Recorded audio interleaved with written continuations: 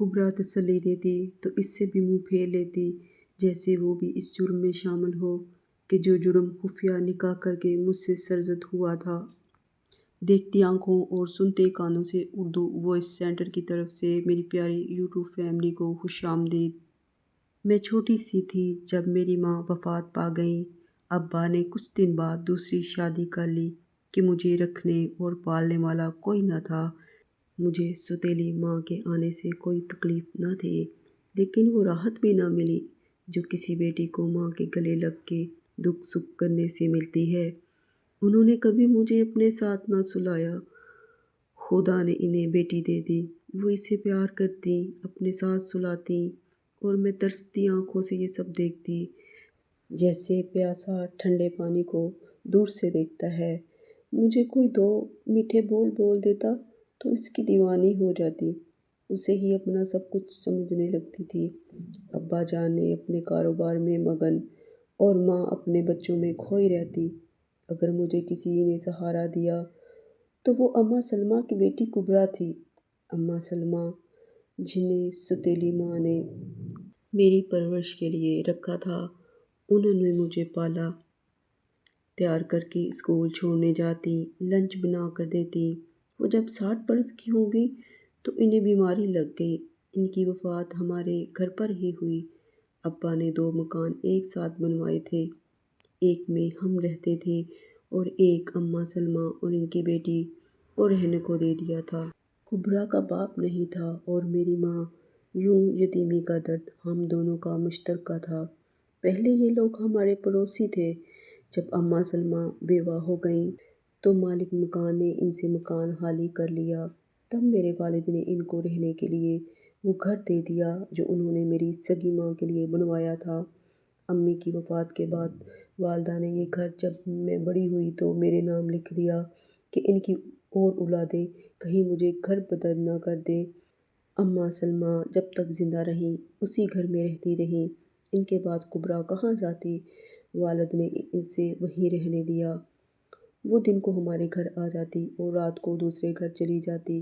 وہ خود کو محفوظ سمجھتی تھی کہ دونوں مکانوں کے درمیان ایک دروازہ تھا جو ہمارے صحن میں کھلتا تھا۔ کبریٰ دن رات دروازہ کھلا رکھتی تھی۔ اماں سلمیٰ کے بعد اس نے ہمارے گھر کا کام سنبھال لیا۔ ہم دونوں نے ایک ساتھ ایک ہی اسکول سے میٹرک کیا تھا۔ جب میٹرک کے سالانہ پرچہ ہوئے تبھی اماں سلمیٰ کا انتقال ہوا تھا۔ کبریٰ کا بڑا بھائی شادی شدہ تھا۔ اس کی بیوی نے کبریٰ اور سلمیٰ اماں کا ناک میں دم کر رکھا تھا۔ وہ علیحدہ رہنا چاہتی تھی۔ ساس کے فوت ہوتے ہی میاں کو لے کر چلی گئی۔ یہ بھی نہ سوچا کہ 16 برس کی لڑکی کو اکیلا چھوڑ کر جا رہے ہیں۔ میں روزانہ شام کو پارک میں کبریٰ کے ساتھ سیر کو جاتی تھی۔ وہ دن میں کبھی نہ بھولوں گی جب سیر کرتے ہوئے وہ شخص مجھے نظر آیا تھا۔ کبریٰ نے بھی نوٹ کیا تھا، تبھی بولی، نمرا دیکھو وہ تمہیں کیسے دیکھ رہا ہے، دفع کرو، تکتا رہے۔ جب ہم سیر کے بعد گھر جا رہے تھے تو مجھے خبر نہ تھی کہ وہ تاکو بھی ہمارے پیچھے پیچھے آ رہا ہے۔ جب میری نظر ایک بار اچانک اس پر پڑی تو وہ ہاتھ کے اشارے سے خدا حافظ کہہ کر چلا گیا۔ اس سے اگلے دن ہم پارک گئے تو وہ سامنے ہی بیٹھا تھا۔ ہم کو دیکھ کر کھڑا ہو گیا۔ میں نے پرواہ نہ کی اور ملازمہ کے ساتھ چہل قدمی کرتی رہی۔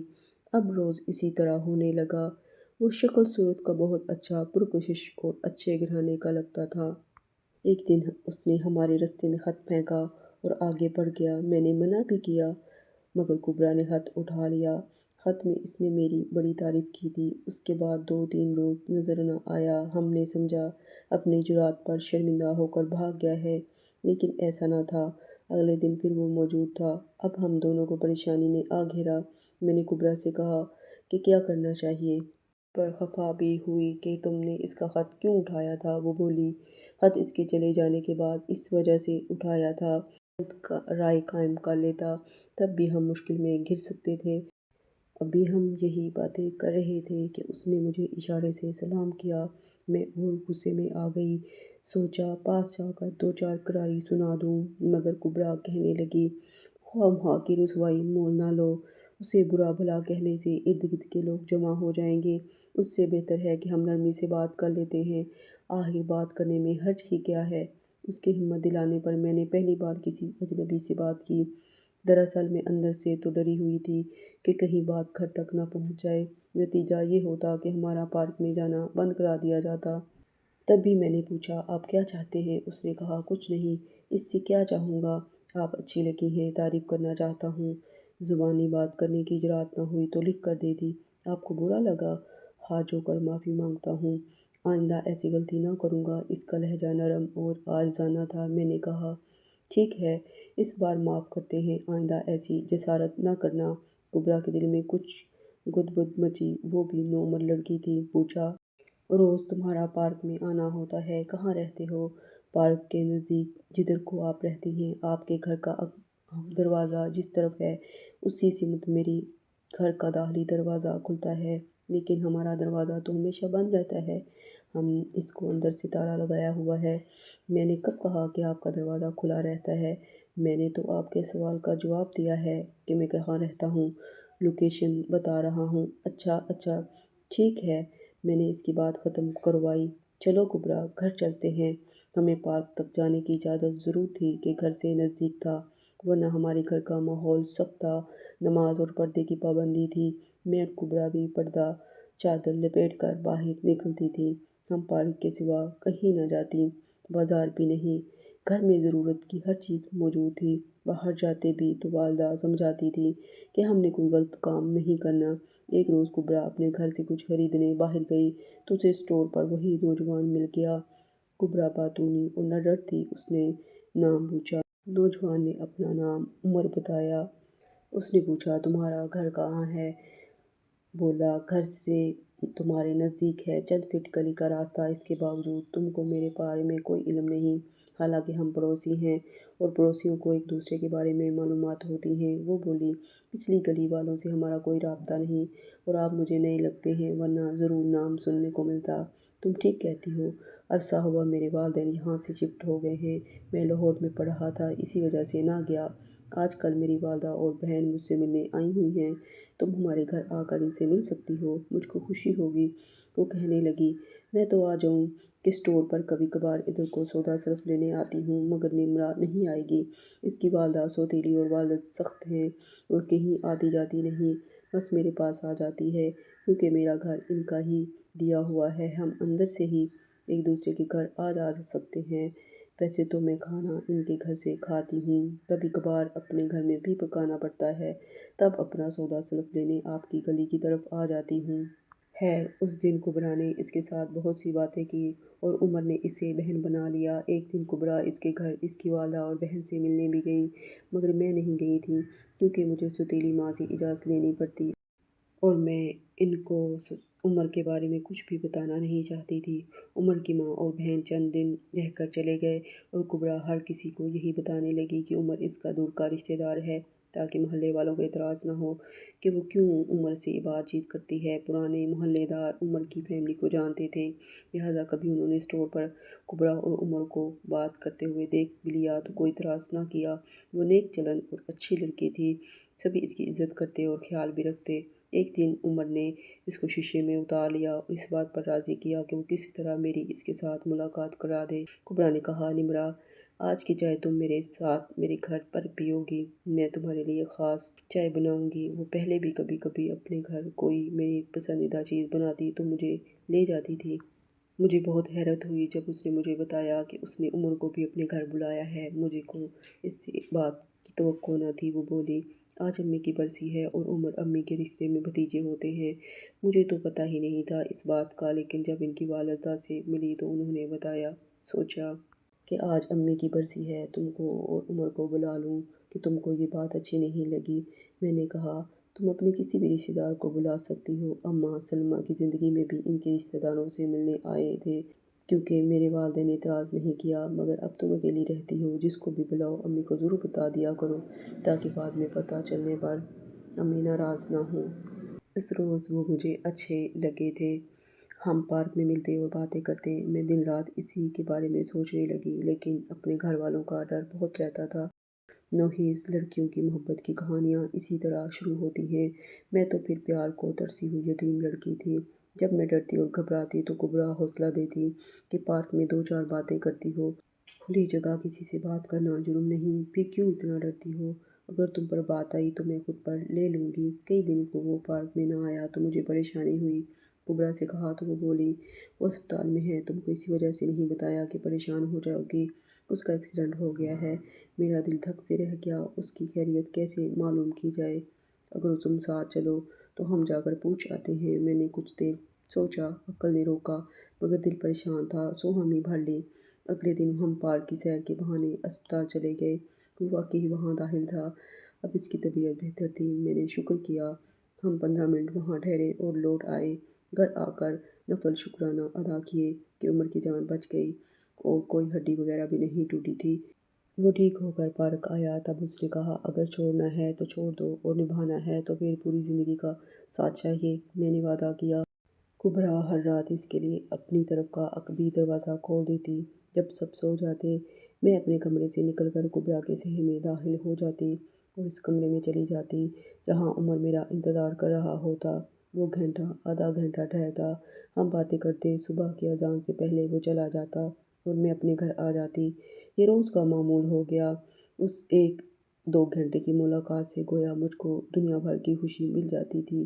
ایک دن میں نے اس سے کہا، اس طرح ملنے میں خطرہ ہے، میرے ساتھ کبرا کی شامت آ جائے گی، اب میں اس طرح تم سے نہیں ملوں گی۔ وہ بولا، واقعی اس طرح ملنے میں خطرہ بہت ہے، اس سے بہتر ہے ہم شادی کر لیں۔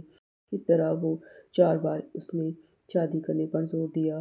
ادھر میرے لیے رشتے آ رہے تھے، میں ہی والد کی اولاد میں سب سے بڑی تھی، جو رشتہ آتا منع کر دیتی۔ ماں سمجھاتی کہ اب تم 17-18 برس کی ہو چکی ہو، یہی شادی کی عمر ہے، تم رستے سے ہٹو گی تو تمہاری چھوٹی بہنوں کی شادی کر پاؤں گی، وہ بھی بڑی ہو گئی ہیں، اب ان کی شادی پہلے کر دیجیے۔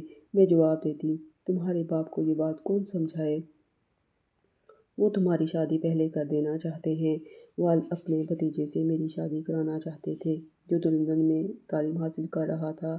میں نے تو افتخار کو بچپن میں دیکھا تھا، میرے دل میں اس کے لیے کوئی جگہ نہ تھی، کیونکہ عمر کا اس دل پر قبضہ ہو چکا تھا۔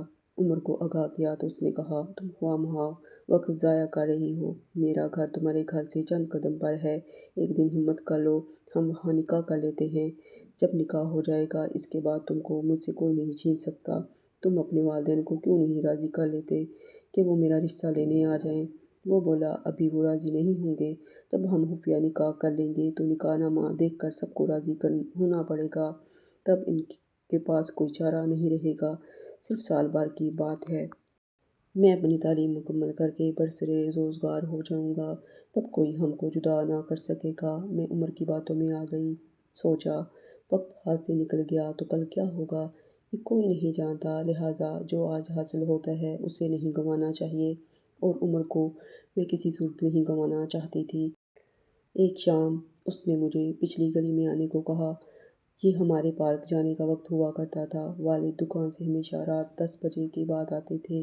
میں عمر کے بتائے ہوئے وقت پر پچھلی گلی میں چلی گئی۔ جو ہی اس کے گھر میں قدم رکھا، یہ دیکھ کر حیران رہ گئی کہ وہاں ایک مولوی صاحب اور عمر کے چند دوست آئے ہوئے ہیں۔ میں گھبرا گئی تو کہا، گھبراؤ نہیں، ہم نکاح کر رہے ہیں، گناہ نہیں، ویسے دلوں کا حال اللہ جانتا ہے، دستخط کرنے سے کیا ہوتا ہے، اصل بات دونوں کا ایک دوسرے کو دل سے قبول کرنا ہے، نکاح نامہ لوگوں کو مطمئن کرتا ہے۔ غرض ایسی باتیں کر کے اس نے مجھے اعتماد میں لیا۔ گھر میں بھی بہت مجبوریاں تھیں، میں چپ ہو گئی، سوچتی تھی کہ میں نے والدین کو دھوکہ دیا ہے، مجھے ایسا نہیں کرنا چاہیے تھا۔ میں اس وقت عمر کی ایسی محبت میں مبتلا تھی کہ خود پر اختیار نہ رہا تھا، اس سے جدائی کا ڈر مجھے ہلاک کر رہا تھا۔ سمجھتی تھی کہ نکاح ہو جانے سے اس ہلاکت سے بچ جاؤں گی، جب حالات اجازت دیں گے تو نکاح ظاہر کر دوں گی۔ نکاح کے بعد میں وہاں نہ ٹھہری، فوراً گھر آ گئی، اس طرح امی کو خبر نہ ہوئی۔ ان کے تو یہ وہم و گمان میں نہ تھا کہ میں اتنا بڑا قدم اٹھا چکی ہوں۔ گھر میں ویسے ہی سکون تھا جیسا پہلے ہوا کرتا تھا۔